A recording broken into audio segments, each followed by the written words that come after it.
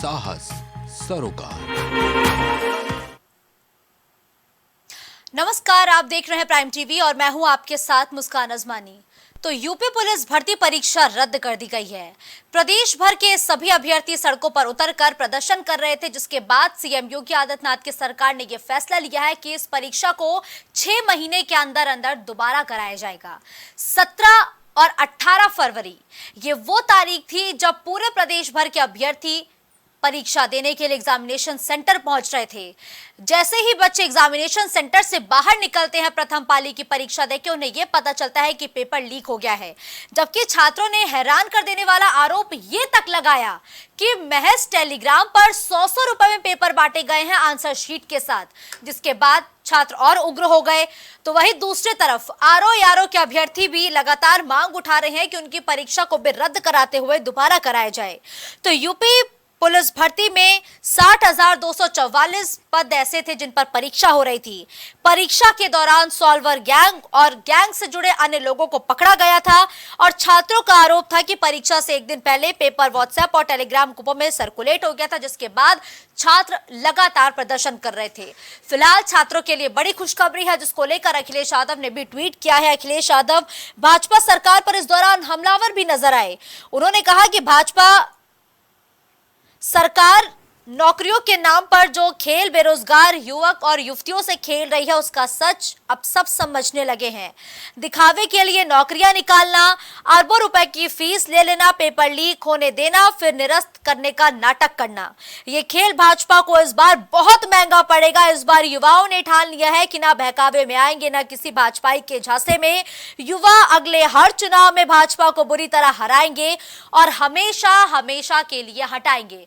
तो अखिलेश यादव के ट्वीट से यह तो समझा जा सकता है कि वो भाजपा सरकार पर हमलावर है, तो वो छात्रों के समर्थन में भी खड़े हैं और उनके समर्थन में खड़े होना लाजमी है, क्योंकि युवाओं के मुद्दे पर लगातार देश की सियासत हो रही है। बेरोजगारी, नौकरी के नाम पर हर एक दल अपनी सियासी रोटियों को सेकते हुए नजर आ रहे हैं। तो जिस तरीके से, जिस इंटेंसिटी से यूपी में हर एक परीक्षा का पर्चा लीक हो रहा है, हर एक पेपर लीक हो रहा है, उससे युवाओं में गुस्सा है। युवा ये तक कह रहे हैं कि क्या भाजपा इस रामराज की परिकल्पना करती है जहां युवा परेशान हो रहे हैं, युवा दर दर की ठोकरें खा रहे हैं, युवाओं को अपनी लड़ाई कोर्ट में लड़नी पड़ रही है, न्याय के लिए वो कोर्ट की तरफ पहुंच रहे हैं। क्या ये है बीजेपी का रामराज? और वाकई अगर युवा ये सवाल खड़े कर रहे हैं या आरोप लगा रहे हैं, तो ये आरोप उनका लाजमी है। इन आरोपों के पीछे उनका गुस्सा है, उनका रोष है, सालों की वो मेहनत है जिसको लेकर छात्र पहुंचते हैं। ना सिर्फ छात्र पहुंचते हैं बल्कि परीक्षा का जो फॉर्म है उसको भरते हैं। अरबों खरबों रुपए की कमाई सरकार करती है, लेकिन सरकार ये नहीं सोचती है कि हर एक तबका इतना सक्षम नहीं होता कि वो एग्जामिनेशन फॉर्म को बार बार भरेगा। बार बार छात्र इसी आस में फॉर्म भरते हैं कि अब वो पेपर क्वालिफाई कर लेंगे, लेकिन अफसोस हर बार की तरह पेपर निरस्त हो जाता है, पेपर लीक हो जाता है। और इसमें सबसे बुरा हर्ष अगर किसी युवा का होता है तो जो एक गरीब परिवार से आता है, क्योंकि गरीब परिवार का युवा बस दिन रात की मेहनत करके पढ़ सकता है, बाकी उसकी किस्मत सरकार और भगवान के हाथों में होती है और उसका पेपर वो कैसा देता है। लेकिन उसके बावजूद पेपर लीक हो जाता है, पेपरों के पर्चे बढ़ जाते हैं और सरकार एक फैसला ले लेती है कि पेपर 6 महीने बाद दोबारा हो जाएंगे। छात्र दोबारा पैसे जुटाएं, फॉर्म भरें, पैसे लेकर एग्जामिनेशन सेंटर पर जाएं और उसके बाद छात्र हर बार की तरह परेशान होकर, मायूस होकर वापस अपने घर लौट आए। अखिलेश यादव का बयान क्या कुछ है वो सुनिए। कि किसी भी परीक्षा का पेपर लीक नहीं होता और आज केवल पुलिस भर्ती के पेपर लीक के आरोप नहीं है, बल्कि ARO की जो भर्ती हुई उसमें भी बड़े पैमाने पे छात्र नौजवान धरना दे करके बैठे हैं लोक सेवा आयोग के सामने। वो अपना पर्चा कैंसिल कराना चाहते हैं, री एग्जाम कराना चाहते हैं। आप सोचिए, सरकार जो दावा कर रही थी कि परीक्षा बिल्कुल सुरक्षित होगी, ये देखिए सुरक्षा का पोल खुल गया और सरकार अपनी खुद स्वीकार कर रही है कि उनकी नाकामी की वजह से पेपर लीक हुआ है। इनकी नीयत साफ नहीं रही, जिसका परिणाम यह है कि नौजवानों के भविष्य और नौजवानों के सपनों के साथ ये सरकार खिलवाड़ कर रही है। और ये सवाल 60 लाख 50 लाख का नहीं है, इससे जुड़े हुए 2.5 करोड़ परिवार के लोग हैं जिनके साथ बीजेपी ने धोखा किया है। आने वाले समय में यही परिवार भारतीय जनता पार्टी को उखाड़ फेंकने का काम करेंगे। देखिए, उत्तर प्रदेश में कोई भी परीक्षा बिना पेपर लीक हुए संपन्न नहीं हो पाती। जो भर्ती हो गई हैं 69,000 शिक्षक भर्ती हो, वो आज सवालों के घेरे में। उत्तर प्रदेश में पुलिस भर्ती की परीक्षा हुई, उसका पेपर लीक हो जाता है, नौजवान धरना प्रदर्शन करते हैं, सरकार को झुकना पड़ता है और पुलिस भर्ती की परीक्षा को रद्द कर देना पड़ता है। भारतीय जनता पार्टी की सरकार नौजवानों को रोजगार देने में पूरी तरह से असफल रही है। एक भी पेपर बिना पेपर लीक हुए संपन्न कराने में पूरी तरह से असफल रही है। उत्तर प्रदेश और देश के नौजवानों को अब भारतीय जनता पार्टी से कोई उम्मीद नहीं रह गई है।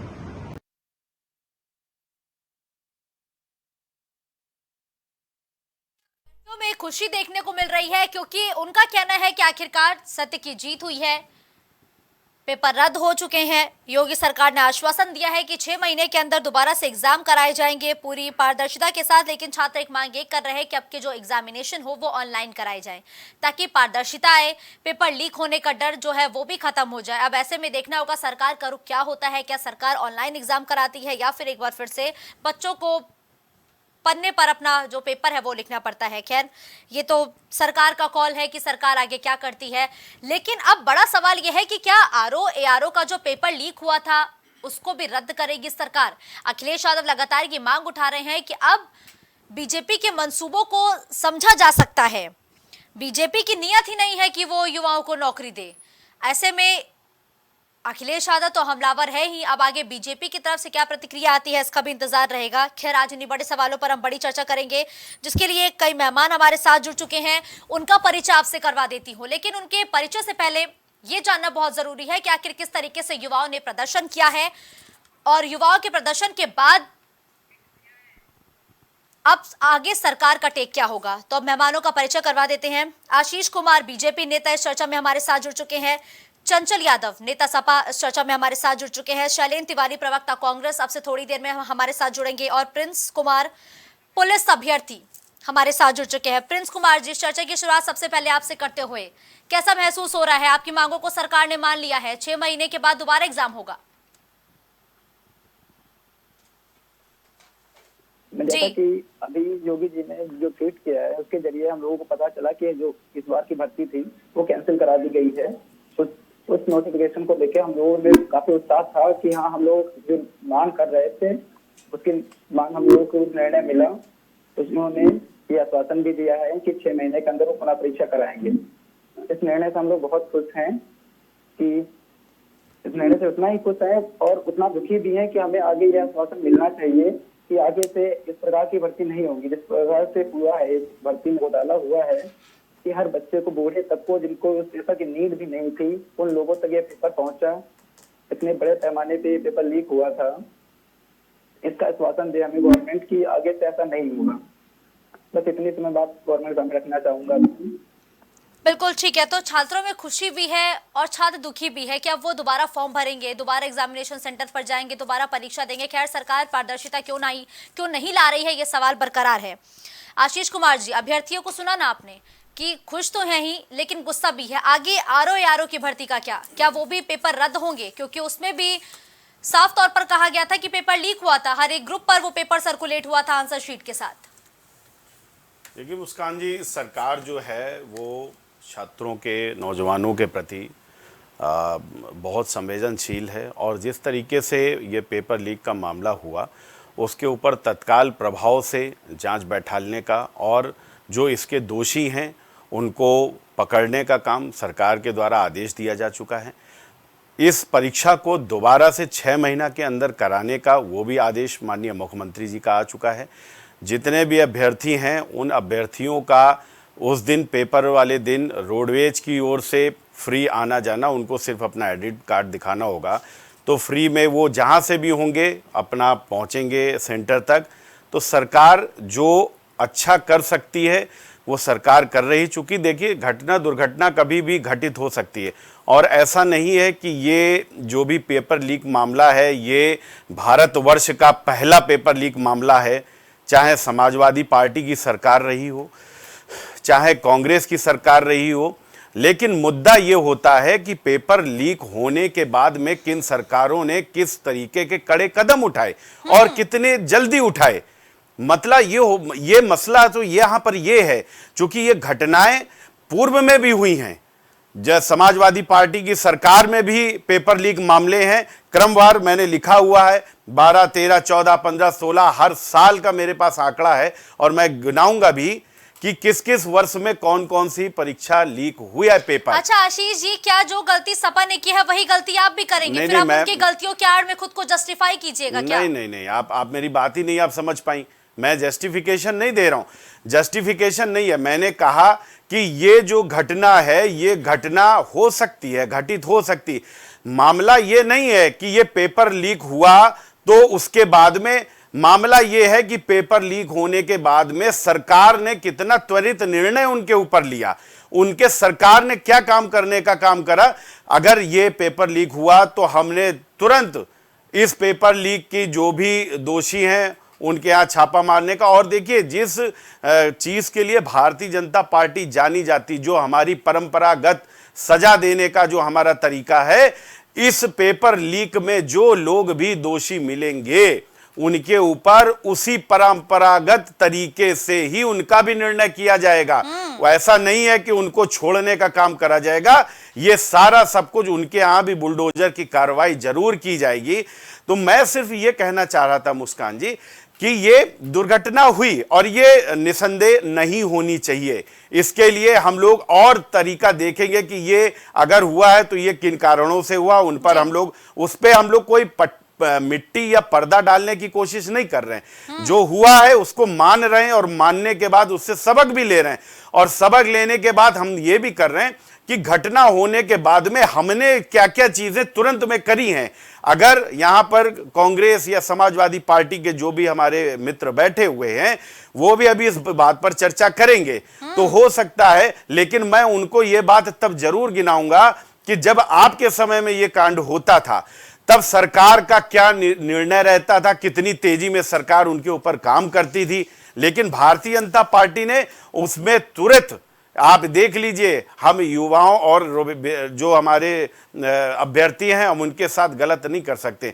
6 महीने के अंदर दोबारा से इसी पेपर को कराने का आदेश माननीय मुख्यमंत्री जी ने दिया हुआ है। बिल्कुल ठीक है, लेकिन आपने आरओ के सवाल पर जवाब नहीं दिया। देखिए उसमें जांच, देखिए वो जांच का विषय है। हाँ। जांच हो रही, अगर उसमें भी हमको ये लगेगा या जांच में ये सामने आता है तो निश्चित तौर पर हम अपने किसी भी एक अभ्यर्थी के साथ नाइंसाफी नहीं होने देंगे। अगर ये बिल्कुल ये चीज चर्चा में आई कि नहीं इसमें भी कुछ गड़बड़ है तो निश्चित तौर पर उस पर भी उस हिसाब से सरकार निर्णय लेगी। बिल्कुल ये तो समय का खेल है, समय अगर ऐसा कुछ होगा तो उस पर भी सरकार अपना तुरंत निर्णय लेगी। बिल्कुल ठीक कहा, समय का खेल है, लेकिन कोई ये नहीं समझ पा रहा है कि छात्रों का समय वाकई कितना बर्बाद हो रहा है, कितना जाहिर हो रहा है। आप सपा पर आरोप लगाएंगे, सपा आप पर आरोप लगाएगी, लेकिन युवाओं के हाथ तो जस के तस खाली रह जाएंगे। खैर, चंचल यादव जी वो आपकी खामियों को गिना रहे हैं कि आज जो समाजवादी पार्टी युवाओं के समर्थन में खड़ी है, समाजवादी पार्टी अपना समय क्यों भूल गए? कम से कम हम तो रोडवेज की बसें मुफ्त में चलवाएंगे। समाजवादी पार्टी ने क्या किया? मुस्कान जी देखिए, सबसे पहली बात तो मैं आपको बताऊं कि सरकार जानबूझ करके ऐसे समय में पुलिस एग्जाम कराना चाह रही थी और उस साजिश के तहत नौजवानों के भविष्य के साथ खिलवाड़ किया गया है। और इस सरकार को नौकरी देने के लिए, मैं बताऊं, नौकरी तो देना नहीं चाहती। आपने देखा होगा, हम लोग इलाहाबाद पढ़ते थे यूनिवर्सिटीज में, जब उस समय हर साल 2-2 बार 3-3 बार एसएससी के एग्जाम होते थे। 4-4 5-5 साल हो जाते हैं कोई एग्जाम। रेलवे की भर्तियां बराबर चला करती थी, लेकिन ये सरकार रोजगार देना चाहती है। दूसरी बात, जो देना चाहती है उसमें सारे के सारे पेपर लीक होते हैं। 2017 से लेकर बाकायदा मेरे पास डेटा है, दरोगा भर्ती से लेकर यूपी पीसीएल से लेकर के यूपी SSSC लोअर सबऑर्डिनेट से लेकर ट्यूबवेल ऑपरेटर से लेकर के यूपी आरक्षी नागरिक पुलिस से लेकर के ग्राम विकास अधिकारी से लेकर प्राइमरी स्कूल सहायक अध्यापक से लेकर अध्यापक भर्ती से लेकर यूपी SSSC पेट एग्जाम, सोचिए जो पात्रता परीक्षा है उसके तक पेपर लीक होते हैं इनकी सरकार में। यूपी टेट है, फॉरेस्ट गार्ड है, सहायता प्राप्त स्कूल है, शिक्षक है, प्रधानाचार्य हैं, आरओ जिसके ऊपर भी सरकार जो है, हमारे आशीष भाई ने कही कि हम बहुत त्वरित कार्रवाई, आरओ के एग्जाम पहले हुए उस पर त्वरित नहीं है, इसमें त्वरित है, ठीक है। इसके अलावा आपने देखा होगा आज के समय में पूरे सोशल मीडिया में एक चीज वायरल हो रही है, उत्तर प्रदेश एक ऐसा राज्य है जहां प्रश्न से पहले उत्तर मिल जाता है, ये चर्चा चल रही है। आपने देखा होगा लोक सेवा आयोग का नाम लीक आयोग रख दिया है उन्होंने, स्पष्ट लिख दिया छात्रों ने, हमारे नौजवान साथियों ने। और मैं बता दूं, आप सोचिए कि एक नौजवान जब फॉर्म अप्लाई करता है, बड़ी उम्मीद होती है, बड़े सपने के साथ अपने जो है उसके परिवार के सपने, उसके नात बात के सपने, उसकी उम्मीद जुड़ती है। और पता है उस उम्मीद के ऊपर पलीता लगाने का काम ये सरकार काम लगातार करती आ रही है। और एक दुर्घटना एक दो बार होती है, हमेशा नहीं होती है। आप सारे मैंने आपको गिनवा दिए, भी बहुत सारे ऐसे हैं जिनके मैं नाम नहीं बता पा रहा हूं क्योंकि समय बहुत महत्वपूर्ण आपका है।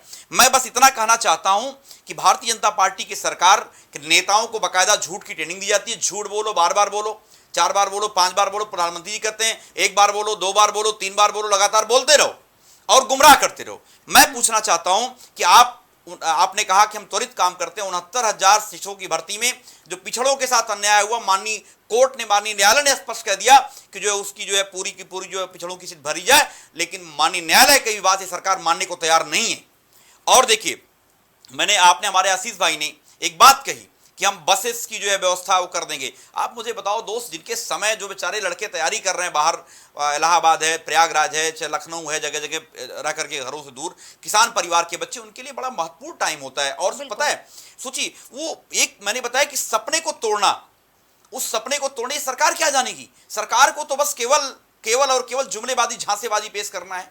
आप मुझे बताओ, शिक्षा, अभी हमारे इलाहाबाद विश्वविद्यालय में जो नौजवान छात्र धरने पे लगातार बैठे हुए हैं, 350 दिन से पार हो गए हैं, लेकिन क्या सरकार के कान में जूतंग रेंग रहे हैं? और जब नौजवान एक बार बात करता है, अपने हक की बात करता है, आंदोलन करता है, तो उन नौजवानों को चिन्हित कर करके उनके खिलाफ मुकदमे लगाने का काम सरकार करती है। आप मुझे बताइए, अभी आपको याद होगा जो है बीएचयू में जो बीजेपी के 2 नेता जो थे, उन्होंने रेप किया था उस छात्रा के साथ। जब नौजवान छात्रों ने आंदोलन किया, जो लोग आंदोलन कर रहे थे, उन सब के खिलाफ जो है इस पुलिस ने धाराएं लगाकर जेल में डालने का काम किया। उनके खिलाफ जो है उनके सख्ती से कार्रवाई कर रही है। तो जो आवाज उठाने का काम करेगा उसके खिलाफ ये सरकार जो है षड्यंत्र के तहत उनके माता पिता को, उनको परेशान करने का काम करेगा। और विभाग जो डिपार्टमेंट्स है विश्वविद्यालयों में, वो डिपार्टमेंट के द्वारा परेशान किया जाएगा। लगातार नौजवान छात्र हमारे सामने आज समय है। बिल्कुल ठीक है, आप मुझे बताइए। ठीक है चंचल जी, आपने बड़े आरोप लगाए हैं, आरोपों पर जवाब लूंगी। और साथ ही अखिलेश यादव की ट्वीट की एक बड़ी बात है, उस पर भी मैं जवाब चाहूंगी।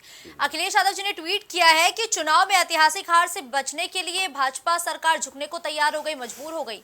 क्या ये हार से बचने की टेक्निक थी आपकी? देखिए, नौजवानों की बहुत बड़ी ताकत थी। देखिए, बिल्कुल ठीक है। चंचल जी, आती हूँ ना, आशीष जी। देखिए मुस्कान जी, बड़ी एक अचंभे वाली बात यह है कि चूंकि समाजवादी पार्टी के पास आज कोई मुद्दा नहीं है, मुद्दा विहीन जो समाजवादी पार्टी है, तो उनको जो भी कुछ मिल रहा है उसको ये इतना बड़ा चढ़ाकर कहने की लग रहे हैं कि चूंकि मुद्दा ये नहीं है, भारतीय जनता पार्टी को किसी भी जगह पर घेरने में ये सक्षम नहीं है, इसलिए ये गलत बातों को यहां पर लाने का काम कर रहे हैं। अभी ये बड़ा समय बता रहे थे, अभ्यर्थियों का समय था, ये था वो था। इनकी अपनी खुद की सरकार में क्या कांड हो रखे, कम से कम बोलना उसको चाहिए जिसके घर शीशे के होते हैं उसको पत्थर नहीं चलाना चाहिए। चाहे टीईटी की पात्रता की बात कर रहे थे, 2012 में टीईटी का पेपर लीक हुआ, अभी ये पात्रता की बात कर रहे थे, ठीक है, इनकी सरकार में 2013 में आरएएस का पेपर लीक हुआ, 2014 में सीपीएमटी का पेपर, 15-16 में यूपीपीसीएस का, तो जाने कितने पेपर। चूंकि आपका समय बहुत महत्वपूर्ण है इसलिए मैं भी नहीं बताऊंगा, वरना एक लंबी फहरिस्त है इनके भी कि इनके समय में 4 बार की सरकार में कितने पेपर लीक हुए। दूसरी चीज मैं आपको बता, अरे ठीक है, हम तो कम से कम यहां पर पेपर कराकर भर्ती करने का काम कर रहे हैं। समाजवादी पार्टी में आपको याद है ना कि सफाई में लिस्ट बनती थी, चाहे दरोगा भर्ती हो चाहे कोई भर्ती हो, वहां से लिस्ट आती थी, रुपए वहां पर लेकर और वहां पर लिस्ट करके यहां पर भर्ती कर दी जाती थी। इनके समय के आप उठा लीजिए भर्ती, एक अगर जात विशेष के 90% लोग ना हो तो आप बता दीजिए, बाकी यहां पर जो लोग हैं वो ऐसे ही थे क्या? जो लिस्टें बना के सफाई से लाते थे वो आज यहाँ परीक्षा पर अगर उंगली उठाते तो इनके मुंह से ये बात अच्छी नहीं लगती है। चलिए ठीक है, अखिलेश यादव जी उंगली उठाते हुए ना आप अच्छे लगते हैं ना आप अच्छे लगते हैं, लेकिन शैलेंद्र तिवारी जी,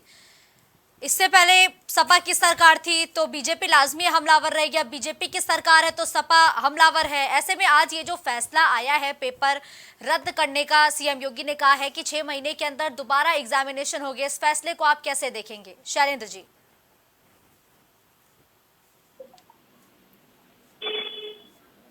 पिछले 2 साल पहले वादा किया गया था। मैं अभी हमारे एक साथी कह रहे थे भारतीय जनता पार्टी के कि हमारे यहाँ परंपरागत सजा दी जाएगी। परंपरागत सजा कैसे दी जाएगी? जैसे अजीत पवार को दी गई, अशोक चौहान को दी गई, जितिन प्रसाद को दी गई, तमाम लोगों को जिस तरह से सजा दी गई है, क्या वैसे ही सजा दी जाएगी परंपरागत? एक बात। दूसरी बात यह है कि वो बता रहे कि हमने त्वरित कार्रवाई की। राहुल गांधी के द्वारा इस सभा में लोगों से उनके मंच पर, उनकी गाड़ी पर, उनके रोड शो में बोल करके बताया, उन्होंने जब अपना व्यथा गाई तब जाकर के ये हुआ है। और हमारे साथी यहाँ बैठे हुए हैं, मुस्कान जी आवाज मिल रही है आपको? जी जी बिल्कुल बिल्कुल, बताइए। उन्होंने अभी कहा कि जो है तमाम व्यवस्थाओं में हम शामिल हैं, हम गाड़ी देंगे, घोड़ा देंगे। अभी तक कोई इस बात की अथेंटिक घोषणा नहीं हुई। और रक्षाबंधन पे घोषणा हुई थी कि पूरे महिलाओं को कहीं भी जाए उत्तर प्रदेश में रक्षाबंधन पे फ्री साधन है। गाड़ियां सब खड़ी हो गई, तो कहाँ मिला किसको साधन? जब गाड़ी रोड पे चलेगी नहीं तो साधन किसको मिलेगा? तो इसी तरह से जब आप गाड़ियां ही नहीं चलाओगे तो ऐसे ही बोलते रहोगे। ये सरकार सिर्फ और सिर्फ अखबारों में है और नजारों में है। पढ़ लीजिए और आसमान की तरफ देख लीजिए, वही स्थिति है। और मैं आपको एक बात बता दूं, ये जो मुद्दा है ना ये सपा का है, ना कांग्रेस का है, ना भाजपा का है, ये नौजवानों का मुद्दा है। नौजवान परीक्षा देने जाता है। मेरा भाई, आपका भाई, आपके घर में कोई व्यक्ति परीक्षा देने किस तरह से जाता है, कितनी कठिनाई होती है, प्रैक्टिकल जमीन पर आकर उतर के देखिए। तो मैं बताता हूँ कि मैं एक बच्चे की मदद करने के लिए सुबह 7 बजे मैंने जो है उसको जो है पहुंचाया। उसके सेंटर पर जाने के लिए कोई साधन तक नहीं था। क्योंकि मैं कहीं जा रहा था तो उसने मुझे हाथ दिया तो मैंने उसको पहुंचाया। ऐसी परिस्थिति में न जाने कितने बच्चे आते हैं, क्या किसको क्या न्याय मिल पाएगा? अब कोई न्याय होगा और बात करते हैं कि त्वरित न्याय तो ऐसे ही होगा जैसे अजीत पवार के साथ हुआ, जैसे अशोक चौहान के साथ हुआ, जैसे जितिन प्रसाद के साथ हुआ, जैसे हेमंत विश्व शर्मा के साथ हुआ, ऐसे ही न्याय होगा। ठीक है, बिल्कुल ठीक है। प्रिंस कुमार लगातार अभ्यर्थी हमारे साथ जुड़े हुए हैं। प्रिंस जी, आप बखूबी इस चर्चा को सुन रहे होंगे। सभी पार्टियां एक दूसरे पर हमलावर है। क्या आपको नहीं लगता कि आपके भविष्य से खिलवाड़ कर रही है हर एक राजनीतिक दल? इस चर्चा को सुन के क्या लग रहा है आपको? जी बिल्कुल, ये मुद्दा जो है ये बेरोजगारी और युवाओं का है। उसमें पार्टियां वो उनकी गलतियां गिना रही है, वो बीजेपी उनकी गिना रही है। तो इस चक्कर में युवा कब तक पिसते रहेंगे? युवाओं को कौन आश्वासन देगा कि अब ऐसा नहीं होगा? युवा एक नई उम्मीद से पार्टी को सरकार बनाता है कि चलो इस सरकार में हमें धांधलेबाजी या इस तरह की चीजें नहीं देखने को मिलेंगी। पर अक्सर लास्ट में होता क्या है, युवा को फिर से वही चीज देखनी पड़ती है जो सदियों से देखते चले आ रहे हैं युवा। इसमें युवा क्या करें? पहले भर्ती लाने के लिए वो धरना करते हैं, जब भर्ती आती है उसकी तैयारी करते हैं, फिर भर्ती में धांधलेबाजी होती है उसके लिए धरना करते हैं। कब तक मैम, ये कब तक चलता रहेगा? आशीष कुमार जी सुन रहे हैं पीड़ा उस बच्चे की? नहीं, मैं बिल्कुल देखिए, जो प्रिंस कुमार जी कह रहे हैं उनकी अपनी पीड़ा लाजमी है। और उनको खुशी इस बात की है कि अगर ये पेपर लीक किसी और सरकार में हुआ होता तो उसमें इस तरीके के कोई निर्णय नहीं आते, वो तो खत्म हो जाता। किसी भी सरकार में आप बता दीजिए, चाहे कांग्रेस की सरकार हो, अभी कांग्रेस पे मैं आऊंगा, इनको मैं राजस्थान अभी याद दिलाऊंगा, क्योंकि ये उत्तर प्रदेश में तो काफी दिनों से नदारत है, लेकिन इनकी जहां सरकार रही है वहां मैं जरूर बताऊंगा। तो प्रिंस कुमार जी ने देखिए, उनका जो भी पीड़ा है वो लाजमी है। और वो पीड़ा के उन्होंने दोनों चीजें कही। देखिए, पीड़ा के साथ उन्होंने कहा कि हमको खुशी भी बहुत है। आप खुशी किस बात की है, आप ये भी सोचने का काम करिए। रुकिए, आप खुशी है ना प्रिंस कुमार जी? खुशी है? नहीं, खुशी क्या खुशी और पीड़ा बराबरी में है या फिर पीड़ा ज्यादा है आपको? आप बात नहीं करने दे रही है मुस्कान जी। मुझे सेंटेंस तो पूरा कर लेने दीजिए। जब सेंटेंस पूरा कर लूं तब आप उनसे पूछ लीजिए।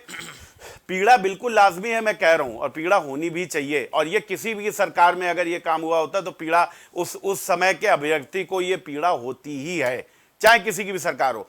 लेकिन खुशी उनको इस बात की जरूर है कि इसी परीक्षा को सरकार ने इतना ध्यान देते हुए तुरंत 6 महीने के अंदर दोबारा से कराने का जो निर्णय लिया है, मैं चुनौती देता हूं यहां पर कि किसी भी सरकार ने अगर उनके समय में कोई अब इस तरीके की कोई भी पेपर लीक मामला हुआ हो और उसके ऊपर तुरंत उस सरकार ने इतना त्वरित और तुरंत पेपर कराने के लिए अगर निर्देश दिए हो तो आप मुझे बता दीजिए। तो खुशी इस बात की ही है कि बहुत ज्यादा लंबा इनको उसके लिए कोर्ट के चक्कर नहीं काटने पड़ेंगे कि मामला कोर्ट में है और फिर वो गए।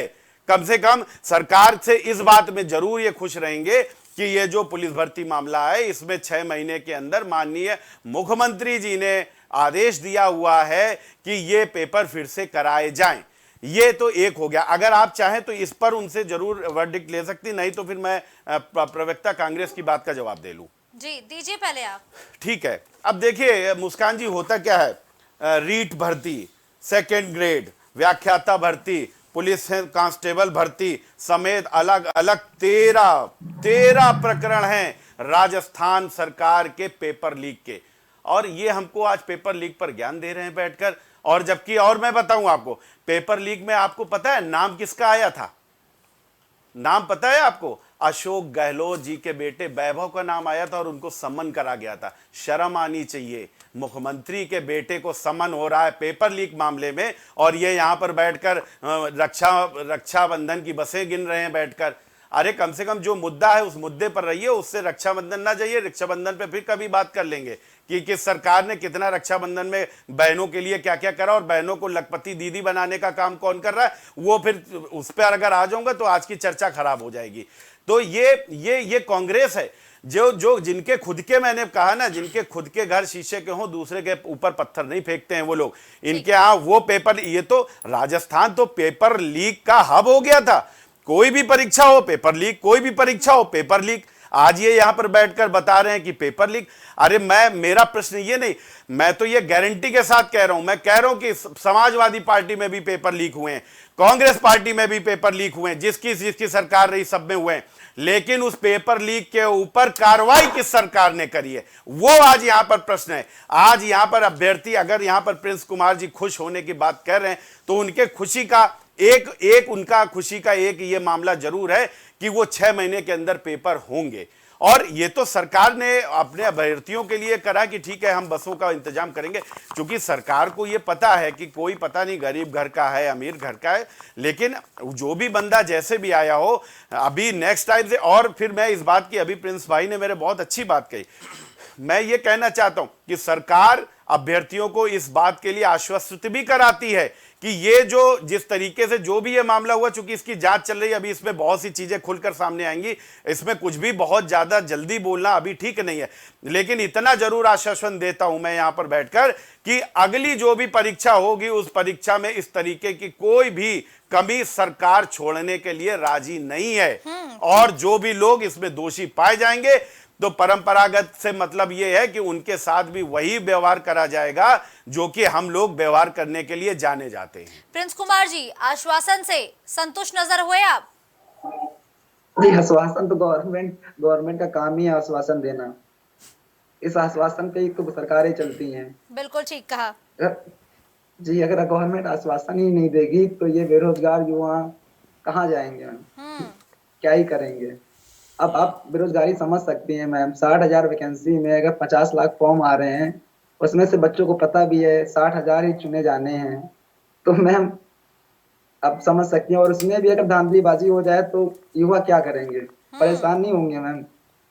बिल्कुल होंगे। मैं सरकार से पूछना चाहता हूँ मैम, एक तो 4-5 साल के बाद वैकेंसीज आती हैं और बच्चे मेहनत से पता चलता है कि हाँ पेपर 40 दिन के अंदर पेपर है, वो 12 घंटे 10 घंटे 16 घंटे कैसे भी पढ़ाई करके टाइम निकाल के अपने घर को मान के कि मैं अपने घर की पीढ़ी को मतलब चेंज करूंगा, मैं अच्छा करूंगा। कांस्टेबल की भर्ती के लिए मैं नहीं मानता कि कोई बड़ी फैमिली से कोई तैयारी करता होगा 30-32 हजार रुपए के लिए।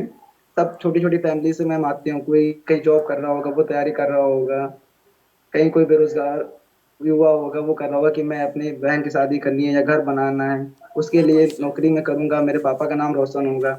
और जब बच्चा पेपर दे के आता है तो उसको पता चलता है कि जो होना था हो गया, इस बार भी मुझे रोजगार नहीं मिल पाएगा।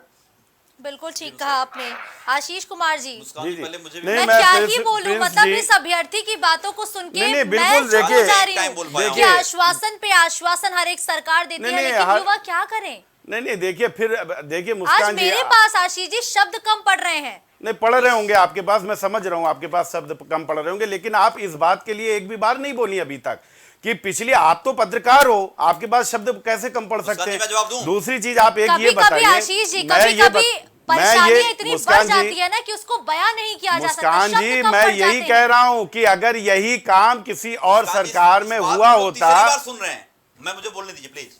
आशीष जी रुक जाइए जी। हाँ, चंचल जी बोलिए। बोलिए। आपने देखा होगा ये प्रिंस की जो ये उन्होंने बात कही, जो इनकी उन्होंने सामने बात आई है, ये पूरे प्रदेश, पूरे देश के नौजवानों की समस्या है। और इस सरकार से, चाहे सेंटर हो चाहे स्टेट है, दोनों सरकारों से हमारा नौजवान साथी ना उम्मीद है। और क्यों नौजवान ही नहीं, मैं आपको बताऊं, हमारा किसान धरने पे बैठा हुआ है, महिलाएं परेशान हैं। आप ये भी बात कर रहे थे बस का पास दिखा दोगे, एडमिट कार्ड दिखा दोगे, बस का पास फ्री मिल जाएगी, यात्रा हो जाएगी। हमारी बहनें जो जाती हैं परीक्षा देने के लिए, उनके साथ में कोई न कोई होता है। जो हमारे घर का भाई जाता है, उनके साथ भी कोई गार्जियन होता है। वो कितनी मशक्कत से, मुस्कान जी, कितनी उम्मीद से, ना जाने आप सोचे कितनी छोटी छोटी खुशियों को त्याग करके आदमी सोचता चलो हमारा बेटा एक फॉर्म डालने जा रहा है, हमारा ये बच्चा ये हो जाएगा। लेकिन आपने इस बात की तोहमत लगा दी कि हमारी सरकार में कितने पेपर लीक हुए थे। हमारी सरकार में 1-2 पेपर लीक हुए होंगे, लेकिन आपकी सरकार में लंबी फहरिस्त है, कोई ऐसा पेपर नहीं बचा जो लीक ना हुआ हो। और उसके बाद आप कह रहे हैं कि नहीं, जो है आपकी सरकार में जो सारे पेपर लीक होते। और हमारी सरकार में, मतलब जो हम लोगों ने जो इस प्रदेश को लाके उत्तम प्रदेश पे लाके खड़ा कर दिया था, आपने लीक प्रदेश लाके बना के खड़ा कर दिया। आज के समय में तो अस्पताल से लेके ना तो जो किसान परेशान है, महिलाएं परेशान है, व्यापारी परेशान है, कौन नहीं परेशान है। आप देखो, चाहे जीएसटी से लोग परेशान है, चाहे जो है नौजवान छात्र हमारा जो उनकी फीस 4-4 गुना बढ़ गई है, सरकार सुनने को तैयार नहीं है। अभी एक हमारे बीजेपी के साथी मिले थे, कहे चंचल भाई मैं तो परेशान हूं, लेकिन सरकार सुनने को तैयार नहीं है। अभी आपको बता दूं कि हमारा नौजवान साथी जो इलाहाबाद विश्वविद्यालय में धरने पे बैठा हुआ है, मैं आपको आशीष भाई कह देता हूं, आप भी पढ़ाई किए होंगे तो कम से कम इतना जरूर करिए कि जो हॉस्टल की फीसें 2-2, 3-3 गुना, 4-4 गुना बढ़ा दी गई है, उसके ऊपर भी बात होनी चाहिए। और जो आज शिक्षा मांगी करते चले जा रहे हो आप चाहते हो कि पिछड़ा दलित अल्पसंख्यक जो गरीब का बेटा हमारा है वो पढ़ाई ना कर सके, और शिक्षा ना, जब शिक्षित नहीं होगा तो रोजगार की बात नहीं करेगा। आज जैसे हमारे प्रिंस भाई ने कहा कि हम बताओ 50,000 भर्ती है और 50-50 लाख बच्चे फॉर्म डाल रहे हैं, आप क्या हालत है, एक 60-70 बच्चों के ऊपर एक सीट है, तो क्या उम्मीद होगी नौजवानों को। और मुख्यमंत्री जी कहते हैं उत्तर प्रदेश हमने सबको रोजगार दे दिया है, बेरोजगारी दर कम हो गई है। ये सब आंकड़ों का खेल है, केवल टीवी पे डेली ऐड आता है, झूठ बोलने का काम है। उत्तर प्रदेश की जो आज बात होती है, उत्तर प्रदेश नंबर 1 की बात करते हैं मुख्यमंत्री जी। और आपने कहावत कही थी ना, अब मैं बता दूं आपको मुस्कान जी, हमारे प्रधानमंत्री जी मोदी की गारंटी की बात करते हैं, मुख्यमंत्री जी नंबर 1 की बात करते हैं, तो वही कहावत है, बड़े मियाँ छोटे मियाँ सुभान अल्लाह। तो मुख्यमंत्री जी आज नंबर 1 की बात क्या करते हैं, आपको याद होगा, वो कहते हैं उत्तर प्रदेश नंबर 1 है, तो आज से महिला अपराध में नंबर 1 है, पेपर लीक मामले में नंबर 1 है, पीडीए के साथ हकमारी करने में नंबर 1 है, जिनको नौकरी मिल गई है उनको छीनने के लिए नंबर 1 है। और पूरे आपने देख छुट्टा जो पशु पूरे क्षेत्र में है, किसान बेचारा रात में जग कर अपने खेत की जो खलियानी करता है वो उसमें नंबर 1 है। छुट्टा पशुओं के द्वारा एक्सीडेंट में, दुर्घटना में नंबर 1 है, और ना जाने कितनी सारी चीजों में नंबर 1 है, कस्टोडियल डेथ में नंबर 1 है। लेकिन आज के समय में सरकार बस केवल झूठे प्रचार प्रसार। आप सोचिए, मोदी जी ने वादा किया था, प्रधानमंत्री जी लाल किले की प्राचीर से हर साल 2 करोड़ रोजगार देंगे। अरे दोस्त 10 साल हो गए, 20 करोड़ रोजगार कहां है। और नहीं तो आपने रेलवे सब रोजगार खा गया। जो हमारी एमएनसीज थी, जो हमारी नवरत्न कंपनियां थी, उन सबकी रोजगार को आपने खत्म कर दिया, जहां हर साल भर्तियां होती थी। आप बता नहीं पाओगे, एनटीपीसी से लेकर के आपकी जो है भेल गेल में कब भर्तियां हुई, सब बेचने का काम कर रहे हो आप। तो ये चाहती ही सरकार है कि हम एडहॉक बेस पे लोगों को जो है रखें, जिनको ज़्यादा सैलरी ना देना पड़े, लोगों को जो है बेरोजगार बनाए रखें। लोग अपनी शिक्षित नहीं लोग होंगे तो रोजगार की बात नहीं करेंगे। ये सरकार की मंशा है पूरी तरीके से। और ये मंशा सरकार के साथ साथ में आरएसएस की मंशा है कि लोग शिक्षित होंगे, सवाल खड़ा करेंगे। ये सरकार चाहती नहीं कि हम कोई सवाल खड़ा करें। आप 10 साल हो गए, प्रधानमंत्री जी किसी भी मीडिया का किसी का जवाब दिया, क्योंकि प्रेस कॉन्फ्रेंस करी, जब कोई बात आती है बस मन की बात कर देते हैं। अरे आप मन की व्यथा सोचो उस प्रिंस की। प्रिंस जैसे लाखों करोड़ों नौजवानों की व्यथा ये है। अब हर आदमी ना उम्मीद हो चुका है कि सरकार हमें कुछ मिलने की उम्मीद है, इसलिए नौजवान साथियों ने मन बना लिया है इस सरकार को उखाड़ फेंकने का। प्रधानमंत्री जी का झोला उठा के निकलने का वक्त आ रहा है। और वो 2024 में जनता इनको माकूल जवाब देने जा रही है। आप देख रहे हैं, चाहे इलाहाबाद हो, चाहे आपका जो लखनऊ हो, जहां जहां आंदोलन हो रहे हैं, नौजवान साथियों ने मन बना लिया है कि इनको उखाड़ फेंकना है, क्योंकि लीक प्रदेश में जो लीक हो रहे हैं सारे के सारे पेपर, अब उसे नहीं करवाना है। बिल्कुल ठीक है। आशीष कुमार जी, आपका रुख करूंगी। बस एक कॉमेंट शैलेंद्र तिवारी जी। शैलेंद्र तिवारी जी, चंचल यादव जी ने बहुत बड़े आरोप लगाए कि 2024 में युवा आईना दिखाने का काम बीजेपी को करेगी, सहमत है क्या?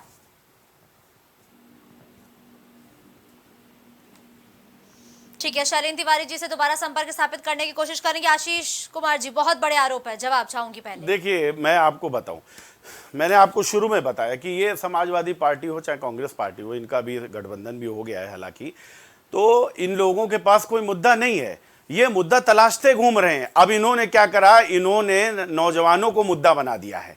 आप समझिए, जो मैं अपनी बात चौथी बार ये कह रहा हूं कि इन्होंने अभी ये स्वीकार करा कि नहीं हमारी सरकार में भी वो पेपर लीक हुए थे। मैंने इनसे पूछा कि वो जो पेपर लीक हुए थे उसके बाद में हुआ क्या उनका, उसका ये जवाब नहीं दे पाएंगे। क्यों नहीं दे पाएंगे? क्योंकि खिलवाड़ इनकी सरकार करती थी, दिखावा इनकी सरकार करती थी। ये तो सिर्फ दिखावे के लिए भर्तियां लाते थे और इनकी लिस्टें वहां सफाई में बनती थी, मैं बता चुका हूं। और इसके बाद इसमें मामले में आप इसको जानती भी होंगे, आप पत्रकार हैं, आपको सब पता होगा कि क्या खेल होता था।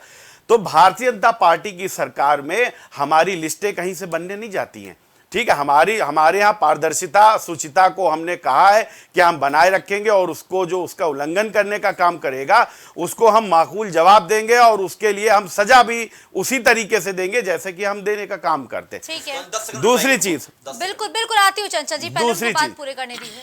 रोजगार की बात कर रहे हैं। अब ये लोग रोजगार की बात करते हैं तो वो भी मुझे अच्छा नहीं लगता है सुनने में, क्योंकि अगर जिस तरीके आप ये बताइए, जितनी योजनाएं आई, चाहे मेक इन इंडिया आई हो, वन डिस्ट्रिक्ट वन प्रोडक्ट की आई हो, या कितनी भी योजनाएं सरकार की ओर से लगे, इनको सिर्फ ये लगता है कि रोजगार का मतलब ये होता है कि आप सरकारी जो नौकरी दें उसको रोजगार कहते हैं।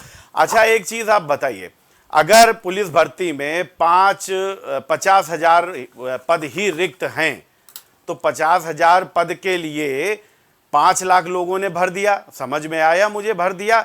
मैं क्या सरकार मना कर दे कि नहीं 50,000 के बाद में अब ये 50,000 एक वाला फॉर्म रिजेक्ट कर दिया जाएगा?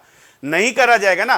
तो जितने पद हैं वो पद भरने के काम करे जा रहे हैं। पद हम कैसे बढ़ा लें, और अगर हम बढ़ा भी रहे हैं तो हम उसको आवश्यकता के हिसाब से बढ़ाएंगे ना, कि 5 लाख है तो बोले 5 लाख भर्तियां निकाल दो।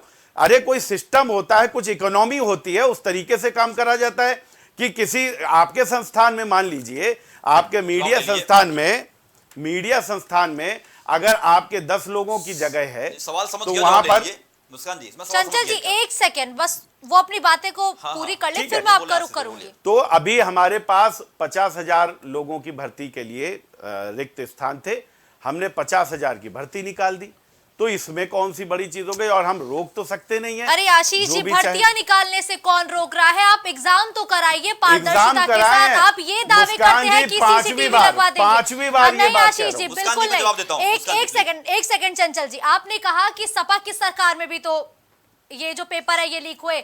अगर युवा सपा की सरकार में परेशान थे तभी तो उन्होंने आपके पास आके वो दरवाजा खटखटाए, तभी तो उन्होंने आपको वोट दिया कि आप हो सकता है आपके शासनकाल में कुछ बदले। आप मुझे एक बात का प्रश्न का उत्तर दे दीजिए। मैं अपनी 7वीं बार ये प्रश्न का उत्तर मांगना चाह रहा हूं, आप ही दे दीजिए। जो भी पेपर लीक मामले हुए हैं भारतीय जनता पार्टी के अलावा दूसरी सरकारों में, उसके ऊपर उन सरकारों ने क्या निर्णय लिया तुरंत? वो या तो कोर्ट में गए हैं और कोर्ट के माध्यम, उसके बाद वो सब खत्म हो गया है। हमारी सरकार ने, मैं आपको फिर बता रहा हूं, हमारी सरकार ने तुरंत, देखिए ये अभी का मामला है, जवाब तो लीजिए, वही मैं कह रहा हूं, अभी ये अभी का मामला है, बिल्कुल अभी का ये मामला है। और इतनी जल्दी हमने, बस एक सेकंड, नहीं इतनी जल्दी हमने उस पर निर्णय भी ले लिया। 6 महीने में दोबारा हम ये प्रश्न का जो भी है वो करा रहे हैं। छोड़िए आशीष कुमार जी, अगर युवा परेशान नहीं होते तो 69,000 जो शिक्षक भर्ती मामला है उसमें युवाओं के खिलाफ आप ही की सरकार के वकील लड़ रहे हैं। तो आप ये दावे मत करिए कि आप युवाओं के साथ खड़े हैं, क्योंकि आप ही की सरकार है जिनके वकील इस वक्त युवाओं के ऑपोजिशन में खड़े हैं, युवाओं के खिलाफ दलील दे रहे हैं। चंचल जी, आरोपों पर जवाब दीजिए। चंचल जी, आरोपों पर जवाब। जी, देखिए मुस्कान जी, मैं आपको तो इन्होंने बताया कि लिस्ट बनती थी, आपको याद होगा इनके यहाँ झूठ बोलने की परिपाटी है, बड़े बड़े नेता विधानसभा के अंदर झूठ बोलते हैं, मुख्यमंत्री विधानसभा झूठ बोलते हैं। वो उन्होंने कहा था 86 में 56 यादवों की भर्ती हो गई थी, आज तक मुख्यमंत्री टेबल नहीं कर पाए हैं। और सोचिए ये झूठ बोल के भाग जाती है लोग, और ये कहते हैं पेपर लीक हुआ था। अरे बताओ कौन सा पेपर लीक हुआ था? और आप तो यहाँ पे बताओ सारे बच्चों के व्हाट्सएप बताया तो है मैंने अभी, सारे के सारे बच्चों के, का, आरएस का, सीटीएमटी का, यूपीपीएससी का, सबका तो हुआ है। आपको याद होगा सबका तो हुआ है। मध्य प्रदेश के अंदर व्यापम घोटाला हुआ था।